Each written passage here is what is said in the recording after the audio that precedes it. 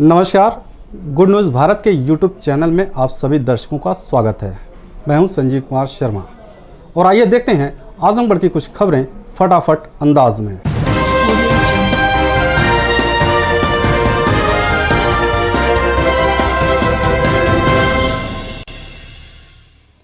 वेतन विसंगतियों को दूर कर वेतन बहाली किए जाने की मांग को लेकर आजमगढ़ जिले में उत्तर प्रदेश अनुसूचित जाति जनजाति बेसिक शिक्षक संघ ने डीएम को ज्ञापन सौंपा।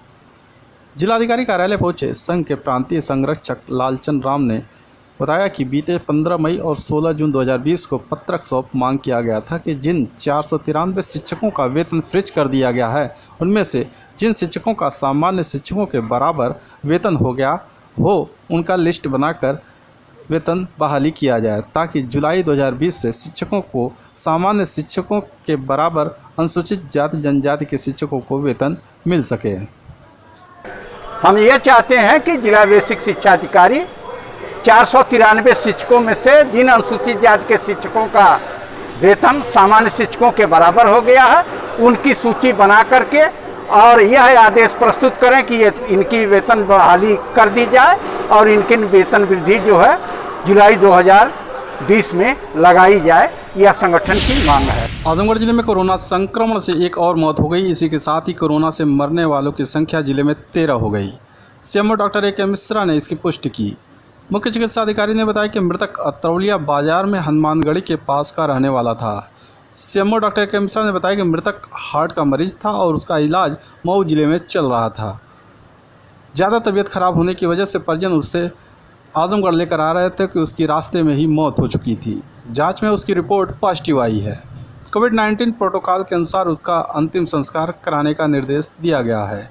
मृतक के परिजनों की भी सैंपलिंग कराई जा रही है। इसी के साथ कोरोना से मरने वालों की संख्या जिले में 13 हो गई है।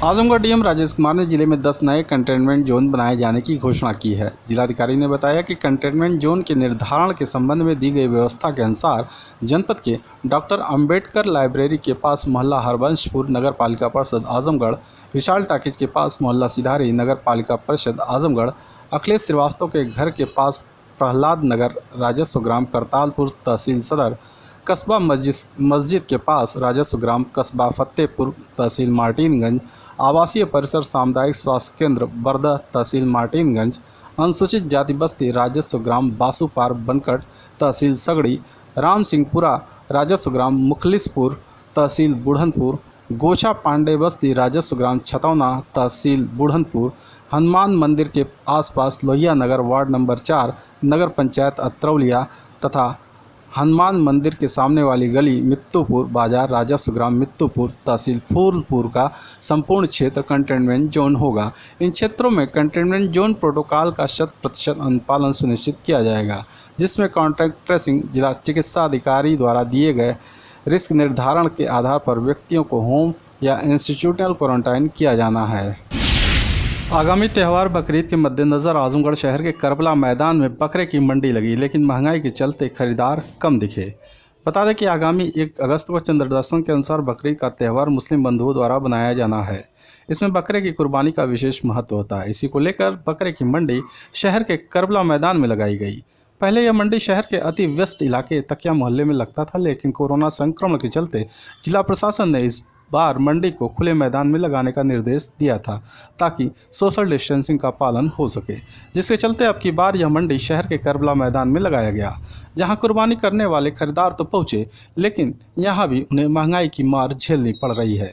शहर के जालंधरी मोहल्ले के रहने वाले जिशान ने बताया कि त्यौहार में कुर्बानी करनी है, लेकिन जब वह यहां खरीदारी करने पहुंचे तो पता चला बकरे का रेट काफ़ी हाई है। उन्होंने कहा कि एक तरफ कोरोना संक्रमण के चलते लोग परेशान हैं, ऐसे में महंगाई की भी मार झेलनी पड़ रही है। जीशान कहाँ के रहने वाले हैं? जालंधरी मार्केट के तो बहुत ही ज़्यादा प्रॉब्लम है। मार्केट में रेट बहुत ज़्यादा हाई है बकरे का, बहुत ही ज़्यादा, मतलब जितना एक्सपेक्ट नहीं करा गया था उतना ही, इससे भी ज़्यादा है मतलब। और हम लोगों ने सोचा था कोरोना है तो हो सकता है कि थोड़ा सा कुछ रहे हल्का फुल्का मामला, मगर नहीं, और बहुत ही ज़्यादा है मतलब। इवन कोरोना एक तो मार रहा है और एक कुर्बानी भी कराना ज़रूरी है, हमारे उसमें भी प्रॉब्लम हो रही है, तो क्या करेगा। नहीं, पसंद तो आया है मगर रेट इतना ज़्यादा है कि इसी में समझ में नहीं आ रहा है क्या करेगा, बहुत ही ज़्यादा है। छोटे छोटे बकरे हैं, उसका 8-8 हज़ार रुपये मांग रहे हैं, तो ये प्रॉब्लम हो रही है। मिलते हैं एक छोटे से ब्रेक के बाद।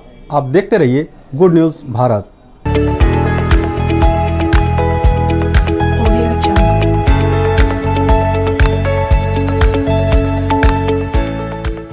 ब्रेक के बाद एक बार फिर आपका स्वागत है। आइए देखते हैं आजमगढ़ की खबरें फटाफट अंदाज में। आजमगढ़ जिले में माध्यमिक शिक्षा विभाग के 157 विद्यालय 28 जुलाई तक कार्यरत शिक्षकों के शैक्षिक अभिलेख उपलब्ध नहीं कराए तो प्रधानाचार्यों का जुलाई माह का वेतन रोक दिया जाएगा।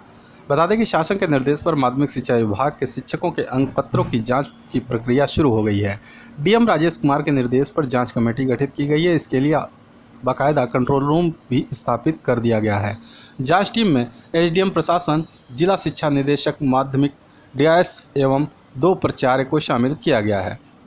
माध्यमिक शिक्षा विभाग के 97 अनुदानित विद्यालयों के 1154 व 23 राजकीय विद्यालयों में 117 और 37 संस्कृत विद्यालयों के लगभग 100 शिक्षकों सहित कुल 1371 शिक्षकों के अंक पत्रों की जांच के लिए संबंधित विद्यालयों के प्रधानाचार्यों को सूचित किया गया है। डीआईएस डॉक्टर विनोद शर्मा ने बताया कि सभी संबंधित विद्यालयों के प्रधानाचार्यों को उनके विद्यालय में कार्यरत शिक्षकों के शैक्षिक विवरण निर्धारित प्रारूप पर फीड कराकर हार्ड कॉपी, सॉफ्ट कॉपी एवं शैक्षिक अभिलेखों, प्रमाण पत्रों, नियुक्ति पत्र, आधार कार्ड की कॉपी 2 प्रति में संबंधित के हस्ताक्षर के साथ मांगी गई थी, लेकिन अभी तक उपलब्ध नहीं कराया जा सका, जिससे जांच प्रभावित हुई है। इन सभी 157 विद्यालयों को नोटिस जारी कर 28 जुलाई तक का समय दिया गया है। यदि अभिलेख उपलब्ध नहीं कराए गए तो जुलाई माह का वेतन प्रधानाचार्यों का रोक दिया जाएगा। कोटा खुर्द फरिया में केवल पत्थरों से निर्मित हो रही मंदिर का निर्माण 2 महीने से कम समय में लगभग पूर्ण बना चर्चा का विषय। लहुआ न्याय पंचायत के कोटा खुर्द फरिया में बिना ईंट, सीमेंट, सरिया के केवल पत्थरों से निर्मित हो रहे मंदिर का निर्माण 2 महीने से कम समय में ही लगभग पूर्ण हो चुका है। बद्री नारायण मिश्र द्वारा अहिरौला मिर्जापुर से मंगाकर बनाए जा रहे इस मंदिर की 6 जून को शुरुआत हुई थी। शिल्पकार धर्मवीर की देखरेख में बनने वाले इस मंदिर की भव्यता देखते बनती है। सुशील कुमार मिश्र, सत्यदेव यादव, तुषार पाल, रामकेश पाल ने बताया कि इतने अल्प समय में इतनी भव्य मंदिर बद्री नारायण मिश्र द्वारा निर्मित कराए जाने पर क्षेत्र में पूरी तरह चर्चा का विषय बनी हुई है। बद्री नारायण मिश्र, ग्राम कोटा खुर्द, एरिया लालगंज, आजमगढ़। मैं बाबा विश्वनाथ की आकांक्षा से, उनकी कृपा से दिनांक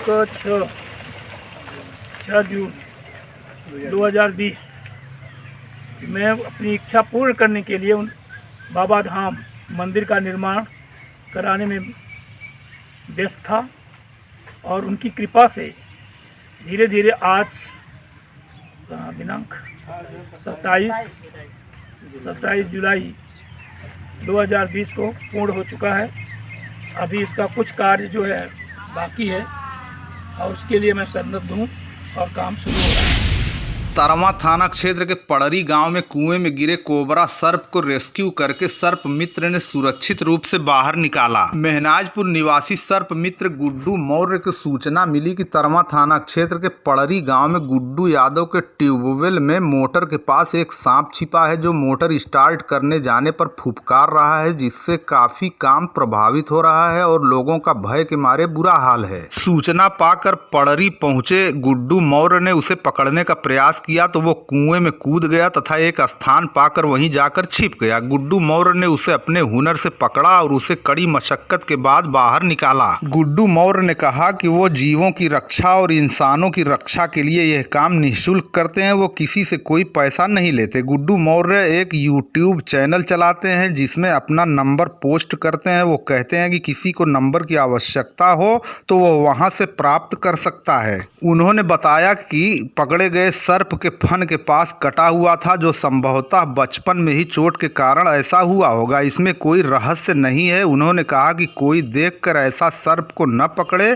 तथा सर्पदंश के बाद झाड़ फूंक के चक्कर में कोई न पड़े, बल्कि सीधे अस्पताल जाए। विशेषकर सर्पदंश के बाद लोग सरकारी अस्पताल जाने का प्रयास करें। अगर सरकारी अस्पताल बहुत दूर हो तो नज़दीकी अस्पताल में ही जाएं और झाड़ फूंक के चक्कर में कदापि न पड़ें। सर्पदंश के बाद अधिकांश लोगों की जान डर के मारे ब्लड प्रेशर, हार्ट अटैक आदि से होती है, जबकि सभी सर्प जहरीले नहीं होते। उन्होंने कहा कि हमें देखकर सभी लोग सर्प को इस प्रकार पकड़ने का प्रयास न करें, अन्यथा बड़ा हादसा हो सकता है। इसके लिए पूरी तरह ट्रेनिंग लेने के बाद ही किया जा सकता है, जबकि देखने के बाद ऐसा करने पर आपके साथ कोई भयंकर हादसा हो सकता है। बहरहाल कुएं में गिरे इस सर्प को उन्होंने बाहर निकाला और इस अवसर पर भारी संख्या में लोगों का हुजूम उमड़ पड़ा। उसे देखने के लिए लोगों की काफ़ी भीड़ देखी गई।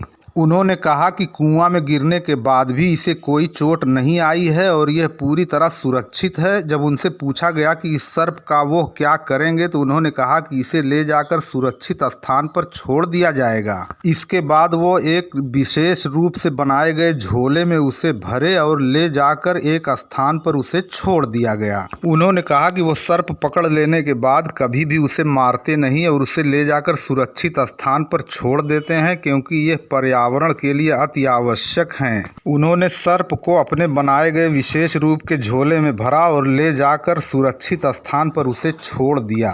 इसके बाद सर्प झाड़ियों में होता हुआ आगे निकल गया।